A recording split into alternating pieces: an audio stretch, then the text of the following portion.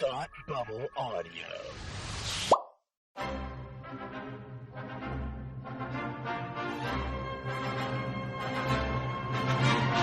Look, up in the sky. You will never find the more wretched hive of scum and villainy. Welcome to Beer with Geeks with Tim and Frank. Who are you? I'm Batman. I am Iron Man. Your friendly neighborhood Spider-Man. Hi, Christopher. I'm Nero. My name is Inigo Montoya. You're a wizard, Harry. A couple of guys with a couple of beers and a whole lot of pop culture nostalgia. Make it so, number one. Ladies and gentlemen, the Beatles. Named the dog Indiana. Life finds a way. I am serious. And don't call me Shirley. Now sit back and crack open a cold one, because it's time for Beer with Geeks. It comes in paints. Shaken, not stirred. Great Scott! I was way off. I knew it started with an S, though.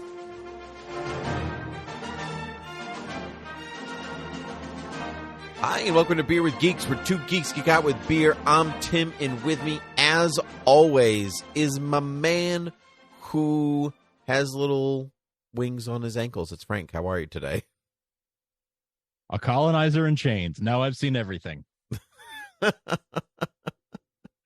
Oh, now I've seen, that joke, now I've seen everything, just reminds me of Friends. Like, just when the old lady, like, Phoebe thinks she's possessed by the spirit of that old lady. That's all I think about. Now I've seen everything. So, that's wonderful. Love it. Frank, how are you today? I'm doing great. I'm excited to talk about a new Marvel movie. Yes. I always love Marvel movie days because it's like, I love when there's commonality in our discussion where you're like, you saw a thing, I saw a thing. It's a thing we've loved for a long time now. And we're just going to talk about it like it's no big deal. Yeah. And it's good. It's fresh. I love it. But before you tell me about your opinion on Black Panther, Wakanda Forever, could you tell me what you're drinking? Yes. I am drinking a Sam Adams cherry wheat. The Tylenol of beer. I love it, though. Yeah, no, it's good. It's good. the cherry Coke of beer. Oh, that's better. That's much better. Yeah. It's so good. It's so like, cherry and like in such a good way. Like I truly think of like children's Tylenol, like syrup. I guess, but yeah. but children's Tylenol tastes terrible. Like it tastes like cherry, yeah, but like medicine. Like sure, this is good, but adult medicine. No, like it's brewed with Michigan cherries. Yeah, I don't know. I love it. I really enjoy it. It's very Thanksgiving to me because it's always around this time of year. Do you have cherry pie on Thanksgiving? Is that a thing? I don't think we do. But I don't know. I guess like cherry, cranberry, like it all sort of just like goes together for me. They're obviously not the same thing, but cranberry beer would be good. I bet cranberry beer would be excellent. That does sound really good. A cranberry wheat ale would be could be great. Yeah, that sounds marvelous. I wish that I could do that. Alas, I cannot. Oh well. Frank, I am not drinking a beer. I'm actually drinking a spiked seltzer. Oh, well, that's okay. Which is okay. This is the Mighty Swell from Austin, Texas. This is their mango raspberry spiked seltzer. Nice. Yeah, and it is quite good. It's only got 3 carbs and it's 100 calories, Frank, which is that's great. Great. That's great. That is one of the big benefits of the spiked seltzer movement. Is low carb, low cal. Yeah, always a good thing. Yeah, it veers a little bit more towards juice than seltzer. Like its taste, I wouldn't call it super bubbly. Like it's not overly carbonated. Probably because of the actual juice in it. Yeah. Kind of dilutes all of that because it's pure carbonated water, alcohol, natural white grape juice from concentrate, citric acid, natural flavors, potassium citrate. So it's juice, not essence. Correct. Scare quotes. Yeah, right. Okay. Yeah, not like actual seltzer, which is like we added a smell and we trick you into thinking it's a taste. Right. Yeah. Right. This was in the same room as a mango once. Yes, exactly. Yeah. Yeah, but it's very good. I like it. I've never had it before. This is totally new for me. I've never had a Mighty Swell, but some were bequeathed to me, I guess is the good way to say it. And so I'm reaping the benefits of said, enjoyment. So I'm happy. It sounds great. Yeah, I'm not familiar with Mighty Swell, but I'll have to keep an eye open for that. Yeah, I have a few different flavors in my fridge, so more might be making appearance on later shows. Oh, exciting! Time will tell. Mm-hmm. All right, time will tell. A teaser, indeed. Frank, let us discuss Black Panther: Wakanda Forever. We'll do our non-spoiler review and then move into spoilers. And then I'll make you rank things as you love to do on the spot. What did you think? Black Panther: Wakanda Forever. Liked it. Didn't think it was quite as strong as the first one, but really liked it nonetheless. There were the strongest thing about it were the performances and character moments. And Chadwick Boseman left really big shoes to fill, but I think they did a very good job. Letitia Wright is awesome. There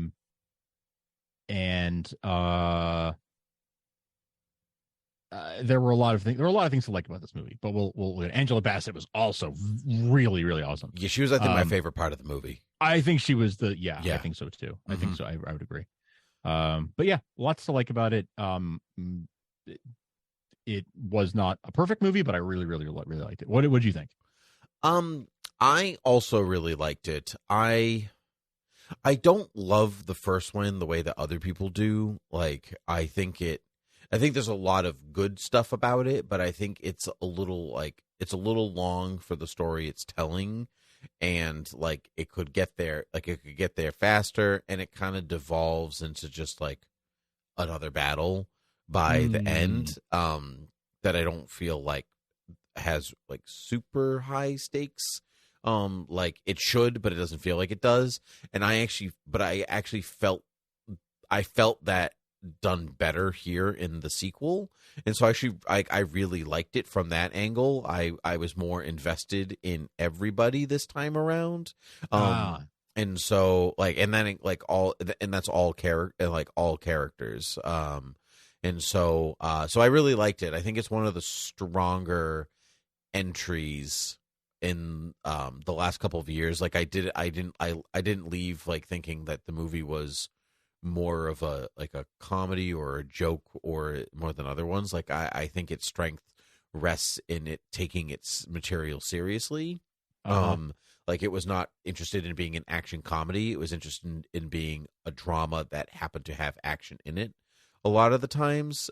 So much so that I felt like sometimes the action felt forced. Like they like had to have it because it's a Marvel movie, but it would have done better as like almost like a political family drama. It was definitely more serious. Even characters who you expected or not expected, who you remembered in the last movie having more levity, didn't, Shuri was definitely a lot lighter in the last movie, but she had a lot of weight on her this time, so she was naturally more serious. So I feel like there was a lot more seriousness because it was kind of funereal, I mean, it really dealing with the passing of T'Challa, and so naturally it was going to be sadder and more about the grief than about the comedy. I agree, and I will talk about the grief, I think, in the spoiler section. I mean, there's no spoiler that obviously that he's not in the film or whatever, but overall, I think I liked how it wove itself together, and really I liked that it really ignored the rest of the MCU. Apart from like the odd mention of like Iron Man or the one Thanos name drop or something like that. Like you can Hulk watch, I think you can watch Black Panther and then watch this and get pretty much all of it. The things that it does mention, you don't really need to know like to get the rest of it.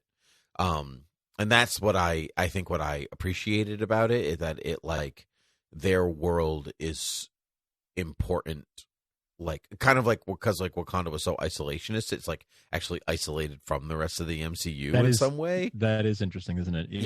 And I that part I that part I enjoyed. It was like refreshing to not have to think about other things, and just kind of enjoy. Not that, of course, you like everything demands that you think of something else, right? But you know, like let's say like the last one was Thor: Love and Thunder, which demanded that you like had seen 3 Thor movies, all of the Avengers movies, the Guardians of the Galaxy. Like there was like a lot writing just in that movie for a pretty simple story. Like it had a lot of baggage to work its way up to that moment, whereas I didn't feel that this one had that. And I truly liked that about the movie. But do you want to talk spoilers from here on out?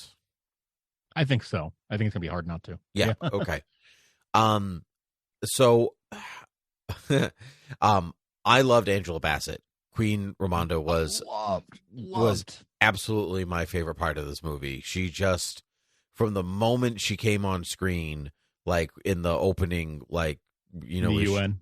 Actually, I was thinking like Shuri's, you know, Shuri trying to figure out, you know, T'Challa's illness in a fury, but then like, but really the UN, and I was like, yes, all her, please, all the time, like, and that's that I felt deeply, because the whole movie is about how everyone handles the grief of T'Challa differently.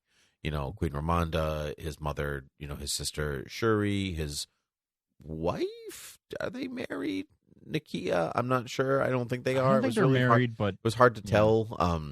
You know, even M'Baku, you know, like, you know, how they all handle his passing. Hers felt the most authentic to me. And that was very important to me, like as somebody who has lost a sibling, you know, tragically, and like all these different things. Like I was watching with a pretty critical eye. Sure. And so like, and obviously at the end of it's a Marvel movie, you know, so like, of course, but you know, but understand. Yeah, no, I understand. You know, and just like, obviously it's not, you know, I'm not watching, you know, I don't know, The Father or something like that, where you're like, you know, like watching real human grief. Like, you know, you're watching comic book grief in some, you know, heightened versions of these things. But I found her in my own history to be the most authentic, like as you could get in this type of movie. And I think that really informed her performance really well. Like the things that she said, the way that she acted, and not just like acted in like the decisions that Angela Bassett made, but like the decisions the character made and why she made them, that all seemed good to me. So she was definitely my favorite. She was definitely my favorite part. And Namor, I think. Interesting. Yeah. Yeah. Just to say on Angela Bassett for just a second. That monologue she gives where she talks about like, I've given up everything. That I thought was the most powerful acting in the entire movie. Yeah, potentially in most of the MCU, like like, quite possibly. Yeah, which I love, but because it's just not, the material doesn't suit itself to that kind of thing. But they, like Ryan Coogler and then by extension Kevin Feige, like really let them breathe in this movie. I felt like there's a lot of time. Like as a child, this movie is boring. Like, you know what I mean? Like, when are they gonna do stuff? And as an adult, this is some of the most riveting material, just from like, we've talked about, like the best superhero stuff is them sitting around a table talking. And that's what I think because that's the majority of this movie, them sitting around a table talking. And I dug that. Yeah, it's true.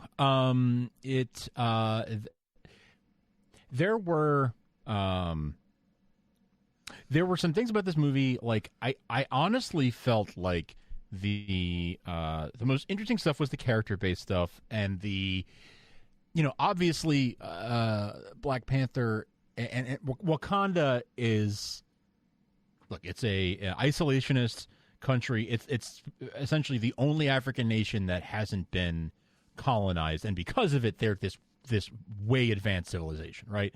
And those things are related. They're making a point with that. I thought it was so interesting the way that they had Wakanda and Atlantis, even though it's not Atlantis in this movie, be mirror images of each other. Like they are both these highly advanced civilizations that escaped colonization, and were more advanced because of it, who have these natural resources that imperialist countries want access to but can't have, and how they took it in different directions, right? How Namor wants to conquer the surface world, and how the leaders of Wakanda, T'Challa, and now Queen Ramonda, are going the opposite way. Instead of trying to conquer, even though they're the most powerful country, arguably on Earth, they're not trying to conquer. And so the mirror image there, I thought was really, really interesting, and a really, just a really interesting sort of study of that idea and of that concept, and the way that Ryan Coogler told that story, I thought was really, really cool. My understanding is that the script was already in progress before Chadwick Boseman's passing, and so they then had to add the funeral for T'Challa sort of storyline, the mourning T'Challa storyline, which I feel like because it was already sort of a mostly worked out script, adding that storyline, it did feel a little overstuffed with a couple, like one or two plot lines too many. And maybe that was unavoidable, because if you wanted to tell that story and now you needed to adjust it because of real life circumstances, maybe that was unavoidable. But yeah, it did feel a little like there was, it went on a little too long and had maybe a little bit too much story to tell in 2.5 hours. I think because the movie starts with grief, that's the main thrust, that they're telling you that's the main thrust of the story. And so by extension, the Namor stuff, along with the Ironheart stuff, Riri Williams stuff, that felt like I think that felt tagged on instead of the grief, because of the way the movie was structured. Because Riri almost felt like a mandate. Like, you have to introduce this character. Yeah. She's got to do this, this, and this, and this. You've got to and that's where the formula kind of felt like it came in.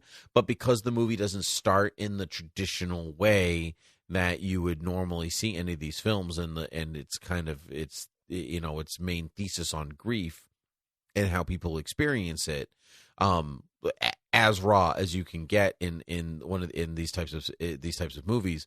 I agree that I was kind of like, I was waiting for some of those segments to just kind of move themselves along to get back to the grief stuff. Kind of. Yeah. Kind of. Not that I didn't enjoy all of it, because I thought I thought that Namor was great. Like, recognizably Namor, arrogant, but can back it up. Cool with they made the wings cool, which I thought was nearly impossible to do. Yeah. And good origin story, dangerous, but you can also understand exactly where he's coming from, where he's like, you are trying to protect your people as well, just like everybody else is. And so you can understand his motivation, just like you could understand Killmonger's motivation from a particular point of view. Totally. Yeah. Yes. So I dug all of that, but I was also when they went to go visit, the capital city starts with a T. I can't remember what it's called. But Talokan. Yeah, when they went there, it was kind of like, all right, let's keep it moving. It's just I agree. That was actually maybe the least interesting. Part. And I felt like it really should have been far more interesting than it was, because I loved this, Aztec-esque, aesthetic. Yes. And the aesthetic was very cool. Talking about it was the result of colonization, like you said, versus the result of colonization and isolation versus one that never had to deal with that, and like how those paths like intersected with these two nations intersect with one another. Fascinating, and then like versus like heroes that versus leaders that have a legacy through Black Panther as a protector, but gets passed down versus the original protector that's still there 500 years later. Like, what if the original Black Panther, whose name they mentioned in the movie and I can't remember, but like is still the leader of Wakanda, right? Versus the passing off of that mantle. So I thought all of that was done well. Maybe even could have been pushed a little bit more. But because they had to deal with other things in the story, like some of that got left by the wayside. But I liked that. But I liked that a lot. I felt that Nakia had a more interesting role this movie, Lupita Nyong'o. Definitely, which I was really digging everything that was happening from top to bottom, really, with her. And then ultimately, I felt that she got shafted for Shuri to become the Black Panther. That I just couldn't get on board with Shuri pretty much the entire time. Okay, this is interesting.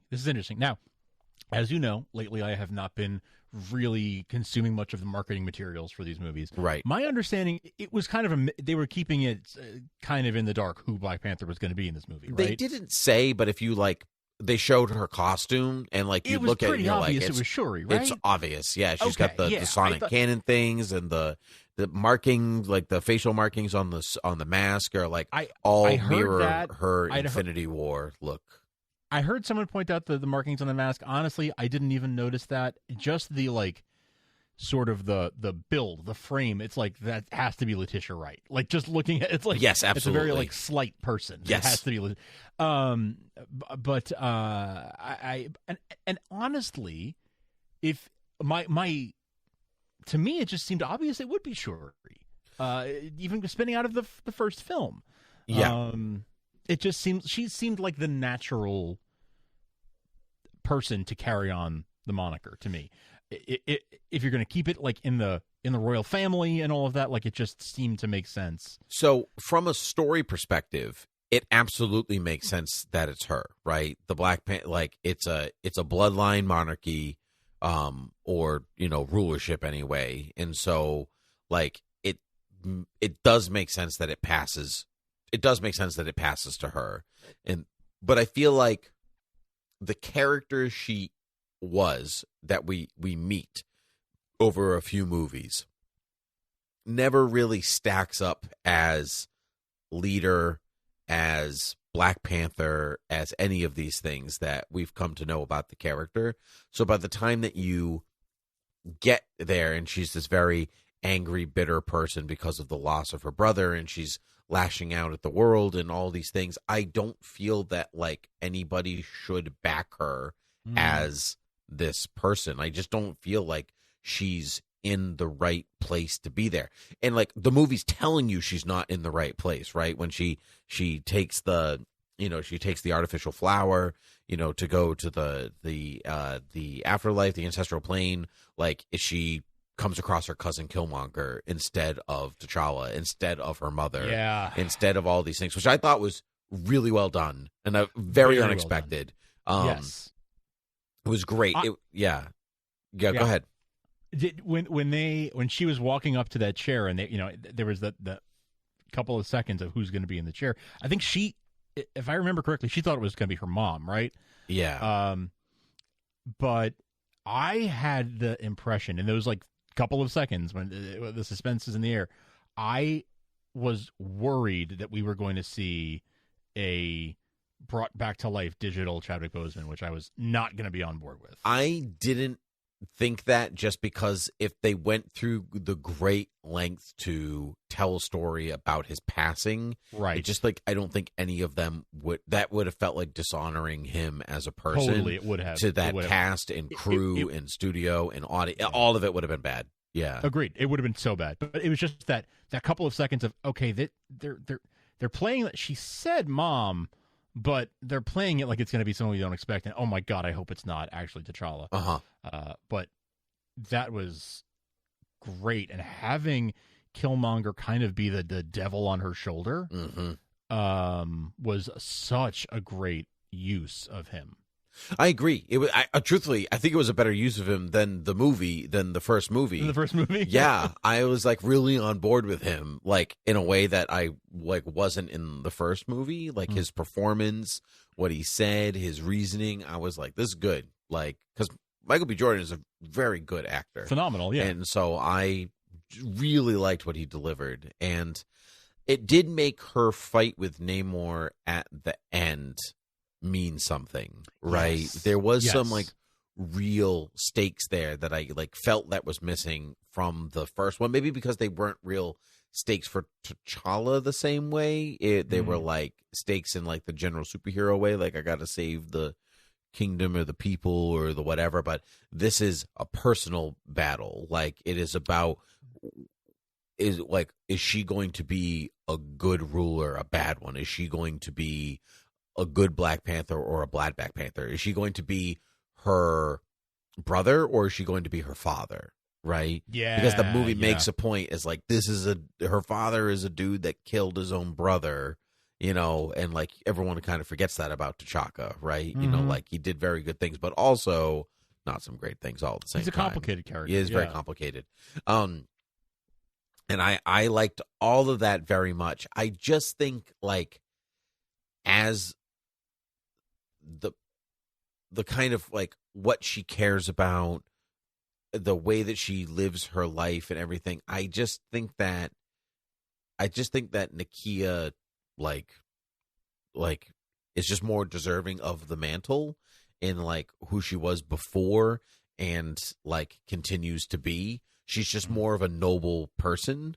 And that I think, and but I just I was like, it's fine. Like I knew it was going to be Shuri. It's Shuri in the comics. Like she was Black Panther in the comics. So like I knew that was the direction they were going. Like you said, it's fine. The movie sets it up pretty obviously. Like you kind of know, like it's not a question of like who's it going to be, because it's more like, is she going to get there? That's the story that they're telling. And yeah, and it's fine. It's whatever. Truthfully, I think the mid-credit scene made me feel better about the decision. I was gonna say, yeah, I feel like that's really maybe what you were looking for, and maybe honestly, you know, maybe Shuri being Black Panther was only meant to be a temporary thing, and so they could get to that mid-credit scene and sort of show us where they're heading. Yeah, I mean it's possible. That completed Nakia's story for me. I think in a way that it like maybe I was looking for her to become the Black Panther because I was looking for that, and you know, like that connection to T'Challa that I felt like, you know, was absent from her life, but in all through the course of the story. But it turns out that it wasn't absent at all. It was just a secret, you know. And so So I guess I'm okay. I think I'm okay with it, but I just needed that end credit scene to get me there. Yeah, that makes sense. I don't know. I agree with you about the emotional weight of that fight between Shuri and Namor. Completely agree. To the point where I kind of felt like the battle between the armies of Wakanda and I keep wanting to say Atlantis because like it is Atlantis in the comics, isn't it? It is Atlantis in the comics, but they deliberately avoided Atlantis because of Aquaman. I figured. Yeah. So I actually read an interview just before we started recording with Ryan Coogler, and he was speaking about like how Aquaman actually really helped get Namor on screen because there was like already common language in the modern audience that was like, people talk underwater kingdoms. Like it's already there for people. So he's like, I'm very happy that Aquaman came out first. And they deliberately did not want to do Aquaman Redux because in the comics, Namor and Aquaman share quite a lot of similarities. Yeah. And to Marvel's credit, first, Namor came first. Oh yeah, which he's is one of usually the very first Marvel characters. Yeah, I think he is the first Marvel character. He might be the first. Yeah, pretty sure he's the first. It's either 30s. him or the Human Torch, and I'm pretty sure Namor's the first one. And so I actually like how they did his name instead, about like the no love instead, because Namor's just Roman backwards, right? Backwards, That's what he's supposed to be. So I liked the retooling of his name and why and everything. Yes. It was good. There's some like thought to it. Yes, it was very cohesive. Yeah, but anyway, the two armies fighting, I could have done without that, honestly. Like the real fight for me was between those two characters. I agree. Yeah, the army, like, okay, fine. You have to have the big set piece, the big battle at the end of a Marvel movie, I guess. But I honestly could have done without it, and it would have been literally just as impactful to me, because that was just. I'm getting to the point now, Tim, where like the big battles at the end of these films it's just like, animated armies running at each other. I just don't care. It means nothing. It really means nothing to me. Yep. At a certain point. But seeing those two characters and the emotional stakes between the two of them, Namor and Shuri, that had way more weight, and I was way more invested in that. And obviously, every time they cut away to, and here's what's happening on the ship, I was sort of like, I don't get back to those two. But I don't know. Yeah, it's yeah. That's how I felt too. I was like, no, just get back to what you were doing, like, because this is, it's like the opposite of the first movie, where I felt like the Killmonger Black Panther one was like, they're just CG characters fighting near a train system, like whatever. But Okoye and her husband battling, like, that's a bigger stake to me than this. That's sure the future of like the future of Wakanda right there, because they're in of Wakanda. So I don't know. I don't think that you need to do the big battle truly. So Civil War is actually a great example of a movie that of a Marvel movie that brings you to that moment where you think they're going to be fighting all these different types of Winter Soldiers and all this stuff, and it ends up being a really intimate battle between Tony, Cap, and Bucky, because that's the emotional core of the story, and that's where the real stakes are, and they avoid the big battle sequence at the end, and that is what this movie needed, I think. Yep. No, I think that makes sense. I think it makes a lot of sense. Speaking of Civil War, yes.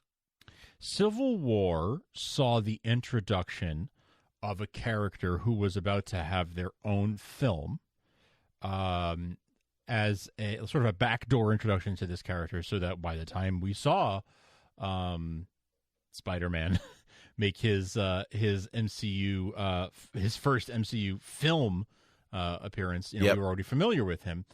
And we kind of got that with Ironheart in this, because she's about to have her own series on Disney+. That is correct. Yep. They kind of did the same thing, where it's like, here's the young upstart, quippy, funny, youthful character who's about to get their own property. Yep. But let's introduce them here. And I really, really liked Dominique Thorne as Riri Williams. I thought she was very funny.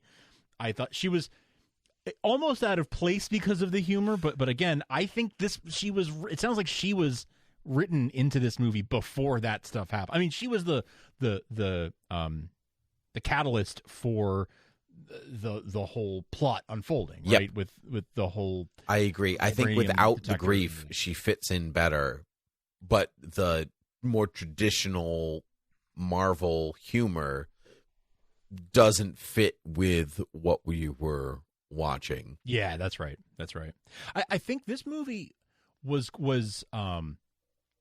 if you without the grief storyline that was added out of necessity. Mm-hmm. This movie is actually much more like it fits the Marvel template sort of much more than any other Phase 4 film really does. I agree. Like, yep. Since Infinity War or since Endgame, we've been sort of exploring different types of Marvel movies a little bit more, and this sort of brought it back to here is what a traditional Marvel movie sort of feels like, and the sort of the template that it follows.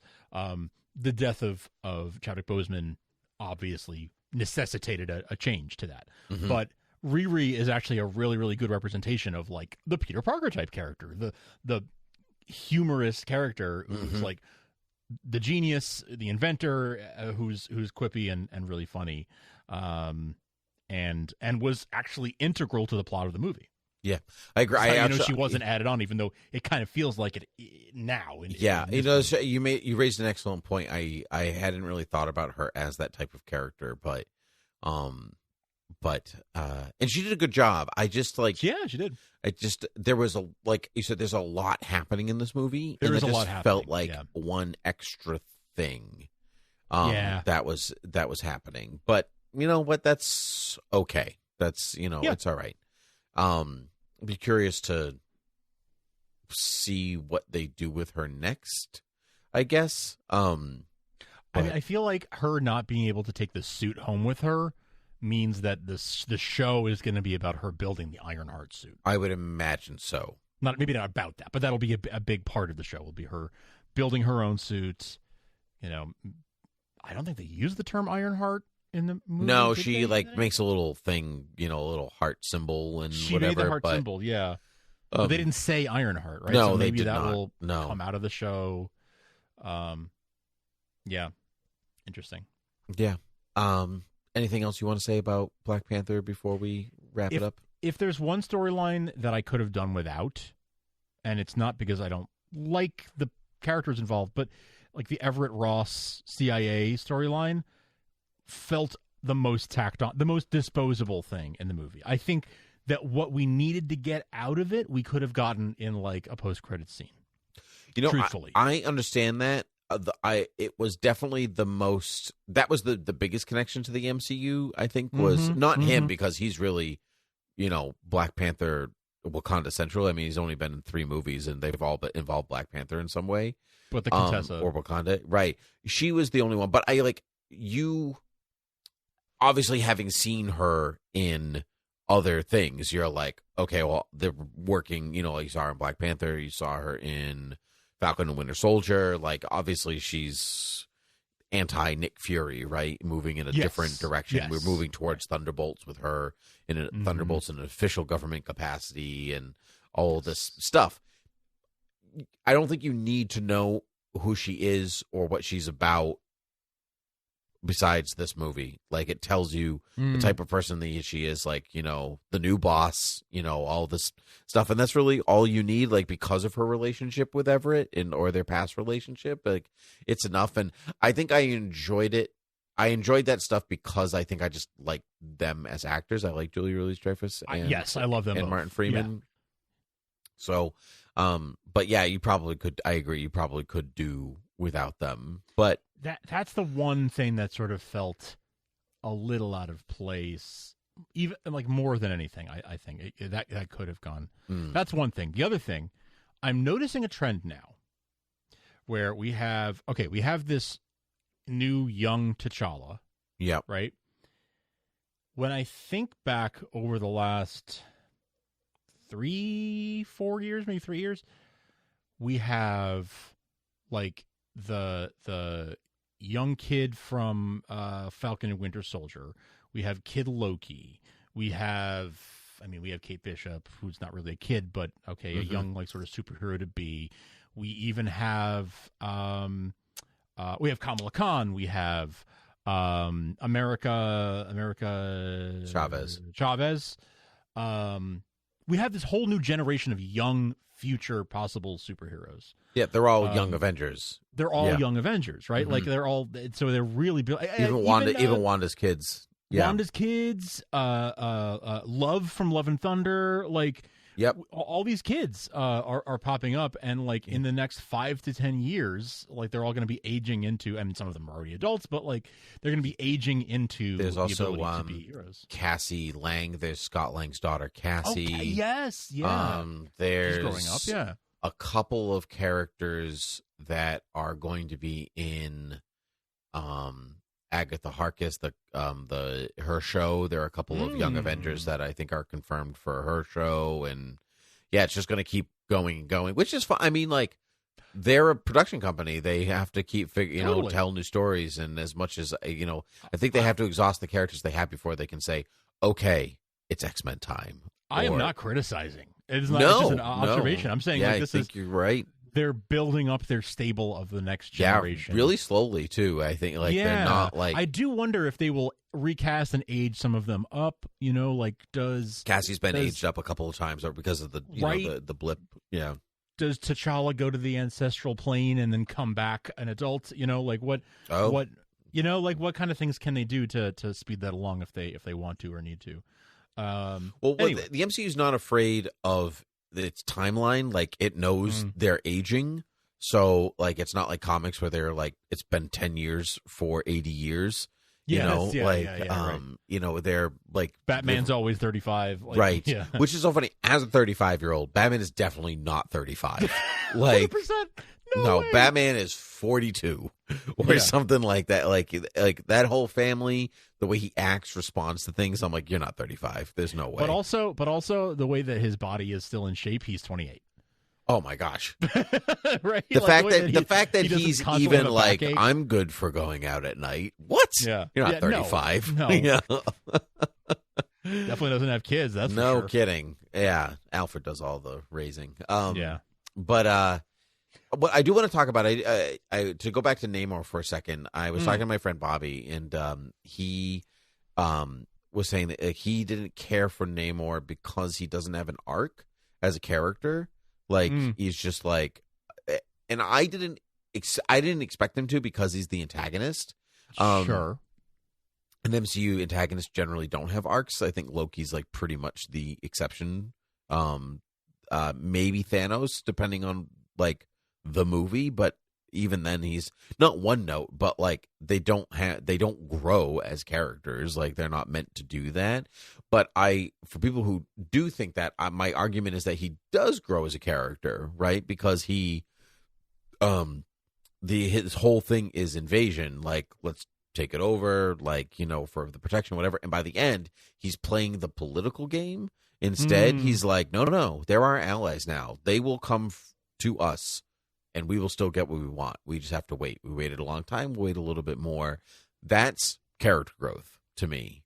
Like, that's like the brutish Namor learns to be quiet, and to be patient. And I think that's good enough growth for what was clearly an antagonist. He's not an anti-hero. Well, you could read him as an anti-hero, whatever, but he's like built as the antagonist to the movie. Yeah. Like, yes, he's the bad guy. Yeah, definitely. He's the villain of this movie. But Namor more broadly is sort of an anti-hero because sometimes he's sort of a hero, sometimes he's more of a villain. Like, he kind of he's like ready to kill everybody in the first Marvel comics. Like, there's he's like, let's flood the ocean. Like, it's a really interesting way to start a comic for the hero. They're like, yes, here's this hero. He's ready to kill everybody. Right.